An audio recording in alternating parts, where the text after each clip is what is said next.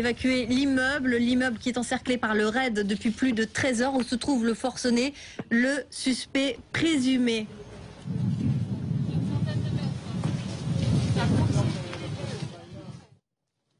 Et information BFM TV Route El Krief, selon Rachid Mbarki, le suspect présumé aurait été arrêté.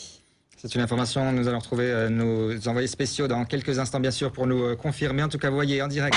Merci Thierry Arnaud, en direct de Montauban. Nous revenons bien évidemment en direct avec cette information non encore confirmée, information BFM TV de Rachid Mbarki, comme quoi le suspect présumé des tueries de Toulouse et de Montauban aurait été arrêté. Oui, effectivement, c'est Rachid Mbarki qui nous donne cette information. Nous sommes en train de recouper plusieurs informations pour avoir la confirmation. Rachid Mbarki d'ailleurs, vous êtes avec nous en direct au téléphone. Quelles sont les informations que vous avez exactement à l'heure actuelle?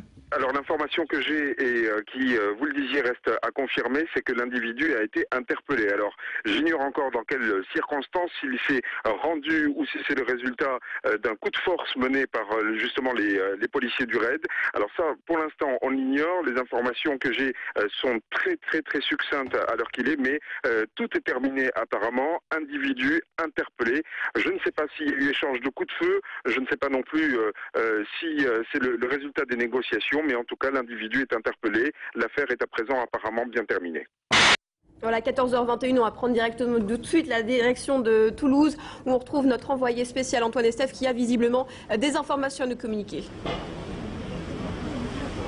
Oui, effectivement, deux sources concordantes et complètement différentes l'une de l'autre. Une source dans l'entourage du président de la République qui effectue sa visite dans la caserne qui se trouve à quelques centaines de mètres d'ici en ce moment même, nous affirme que l'homme a été interpellé. L'autre source est une source policière. C'est la même que cet homme qui nous donne des informations depuis ce matin, qui vient de me confirmer par SMS à l'instant que l'homme aurait été interpellé à son domicile. Alors nous n'avons aucune information pour l'instant sur d'éventuelles blessures ou sur l'état, sur la façon dont se sont déroulées les choses. Tout ce que l'on sait, c'est que l'homme serait à l'heure actuelle dans les mains du raid.